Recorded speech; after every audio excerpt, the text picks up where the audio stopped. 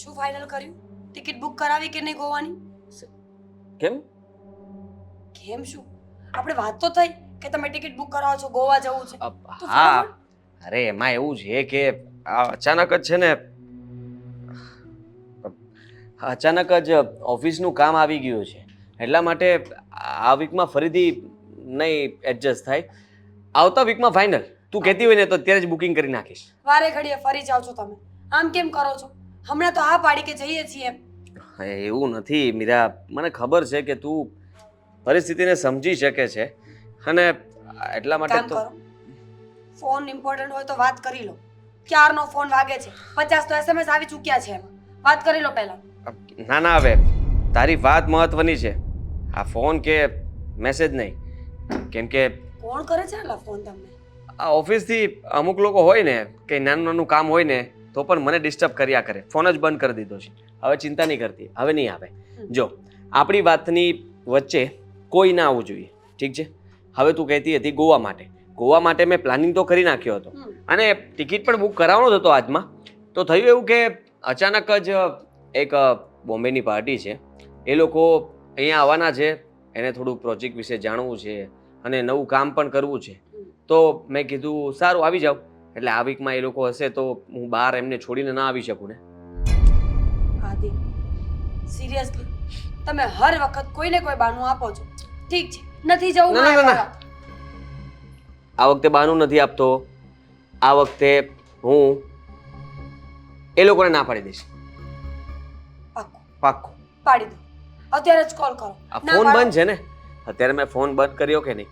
હવે થોડોક સમય ખમ, પછી સાંજના ટાઈમે ફોન કરીને ના પાડી દઈશ.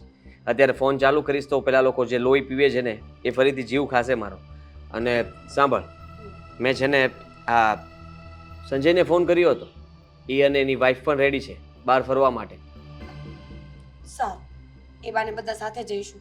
પણ તમે કેન્સલ કરી નાખશો તો એમને શું જવાબ આપવાનો મારે? કેન્સલ નહીં કરું, તને ખબર છે ને, બધું કન્ફર્મ થાય પછી જ તે હું કોઈને ફોન કરીને કહું કે આવો મારી સાથે. નહીં તો મને ખબર છે કે બધા તમે એક થઈ જાઓ ને હું એકલો પડી જાઉં. એવું ના કરવાનું હોય. એ વાત તો સાચી. પણ હું શું કહું છું, આ હમણાંથી તમારામાં ચેન્જીસ કેમ આવી ગયા છે? તારા પ્રેમના લીધે.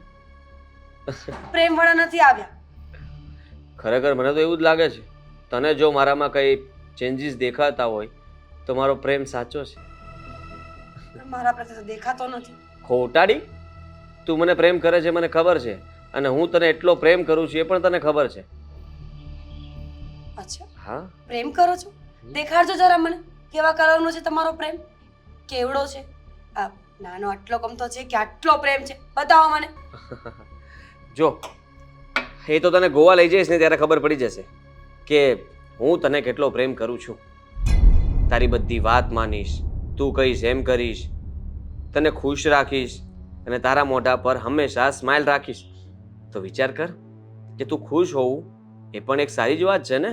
આદિ, આ પ્રેમ છે ને એ જે હજુરીનો મોહતાજ નથી. બધી જ વાતમાં હાએ હા રાખવી એ પ્રેમ નથી. સામેવાળાને વગર કીધે કોઈ વાત સમજાઈ જાય એ પ્રેમ છે. અરે વાહ વાહ વાહ વાહ, હજી બોલ પ્રેમ વિશે. બીજું શું છે પ્રેમ? હું સ્ત્રી છું. એક જ કલરના 10 શેડ ઓળખતા મને આવડે છે. Oh my ખબર પડે છે કે કોણ શું વિચારે છે. ખરેખર હા? બહુ સારું બોલી લે છે પ્રેમ વિશે. બુક લખ્યું છે? જરાય નહીં. બુક લખતા મને કેટલો સમય વયો જશે. ત્યાં સુધીમાં મારો પ્રેમ મારા હાથમાંથી નીકળી જશે ઓહ! તો લખીશ શું? નીકળી જશે એટલે એ તને જ. છોડીને કઈ જવાનું નથી. હા, મેં છે ને મતલબમાં તારો હાથ પકડી લીધો છે. હવે કદાચ કોઈ છોડાવવાની કોશિશ કરે કે તોડવાની કોશિશ કરે, આ 7 જન્મ સુધી હાથ છે ને છૂટશે નહીં હવે. તો સારું કહેવાય. છોડાવવાની કોશિશ કરતા પણ નહીં. હમ. કારણ કે તમે મારી સાથે ઝઘડો કરો, ન બોલો કે XYZ, હું પત્ની છું. રહેવાનું તો મારી સાથે જ છે. કેવી બધી વાતો કરે છે તું? હા, મને તો કંઈ સમજાતું નથી હવે. સાંભળ, મમ્મીને બધું કહેવું પડશે ને. મમ્મી સાથે વાત કરી હતી તે? હું વાત કરી લઈશ. તમારે ઓફિસ નથી જવાનું, રજા રાખવી હોય તો એમ કહી દો તો પાછા બહાર જઈએ. હજી હું થાકી નથી, હજી બહુ એનર્જી છે મારામાં. થોડી વાર બહાર જઈશું, આંટો મારીશું. હું જાવ જ છું અને થોડું કામ પતાવીને કદાચ લેટ થાય તો પછી ફોન ઉપર ફોન ના કરતી. તમે રોજ કેમ મને કહો છો ફોન ના કરતી, ફોન ના કરતી? હું ક્યારે તમને ફોન કરું છું? કરતી નથી પણ તને કહેવું સારું ને. અને ક્યારેક જો ફોન કર્યો હોય ને તો કામથી કર્યો હોય. સારું ચાલ હું જાઉં. ઓફિસે જ જાઉં છું. ના ના, બીજી પત્ની પાસે. બકવાસ. જાઓ, ચાલ. મોડું થાય છે ને. હા બાય.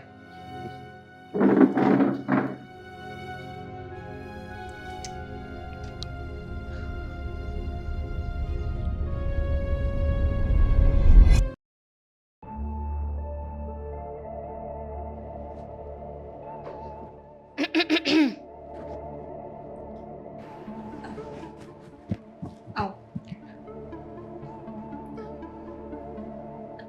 કોણ? ઓળખી નહીં?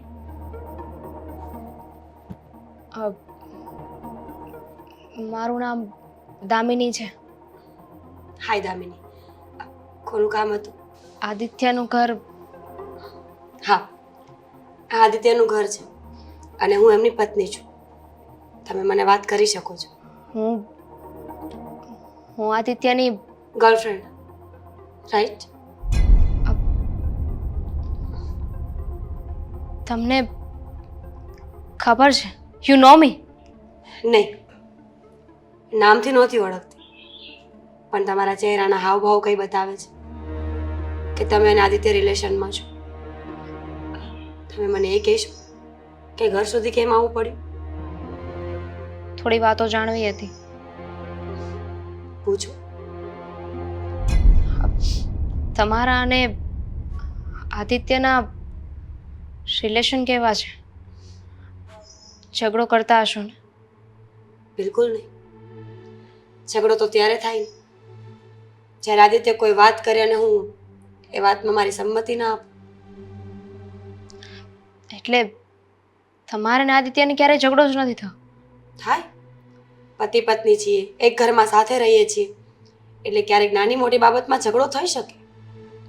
પણ તમે જેવો વિચારો છો અને જેવો તમને કહેવામાં આવ્યો છે એવો ઝઘડો નથી. તમને કઈ રીતે ખબર કે મને શું કીધું છે? દામિની, તમે પહેલા નથી, તમારી પહેલા પણ કોઈ હતું. તમે જશો, તમારી પછી પણ કોઈ આવશે. હું પત્ની છું. એક મિનિટ. તમને આદિત્યના અફેર વિશેની બધી જાણ હોય છે કે એની લાઈફમાં કોણ છે કોણ નહીં. સ્ટીલ તમે એને કાંઈ ના કહ્યું. તમને મારી ખબર હતી, તમને ખબર હતી કે એના જીવનમાં કોઈ ગર્લફ્રેન્ડ છે. સ્ટીલ તમે એને કાંઈ ન કીધું. કાંઈ ઝઘડો જ નહીં? બિલકુલ નહીં. વાય? કહ્યું ને, પત્ની છું. બાર એના કેટલા રિલેશન છે, કોની સાથે રિલેશન છે, કેવા રિલેશન છે, એ મેટર નથી કરતું. મૂર્ખ તમે લોકો છો જે કોઈ પરણેલા પુરુષના પ્રેમમાં પડી જાય છે. સમજવાની કોશિશ કેમ નથી કરતા? ઘરમાં પત્ની છે, એક દરજ્જો છે એનો. કુટુંબ, પરિવાર, સમાજ. આદિત્યને ક્યાંય પણ જવું હશે, કોઈ પણ બાબત હશે, નાની હોય કે મોટી, ત્યાં હંમેશા હું એની સાથે ઊભી રહીશ. તમે નહીં.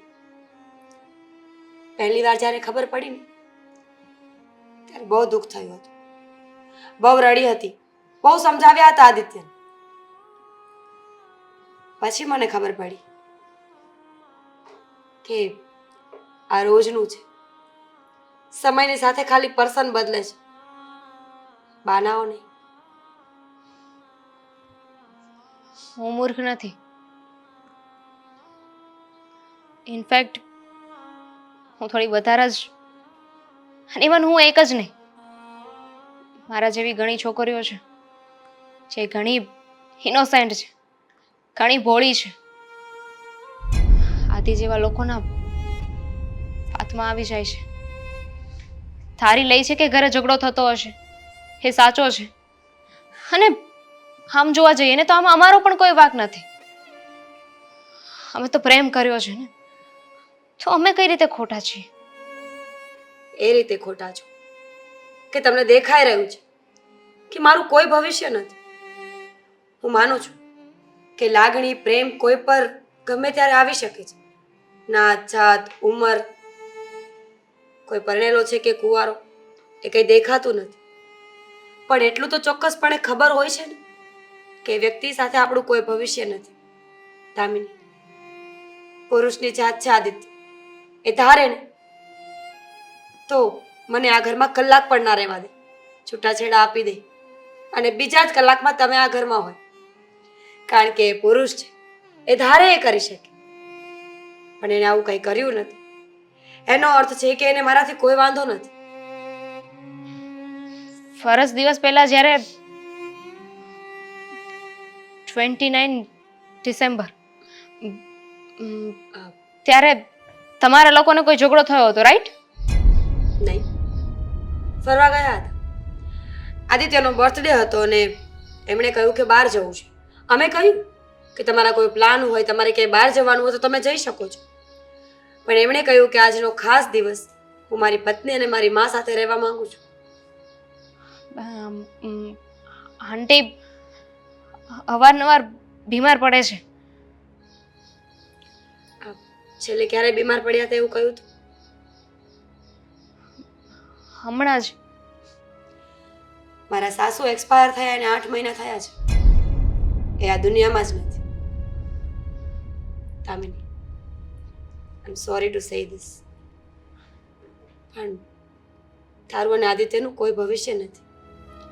સમાજની નજરે સમજ, લાગણીના સંબંધ સમજ કે મારી મેચ્યોરિટી, મારી માણસાઈ. હું આદિની પત્ની છું. હું ઓલવેઝ એની સાથે રહીશ. પ્લીઝ, બની શકે નહીં તો આ કૂવામાંથી બહાર નીકળ. આમાં તારું કોઈ ભવિષ્ય નથી.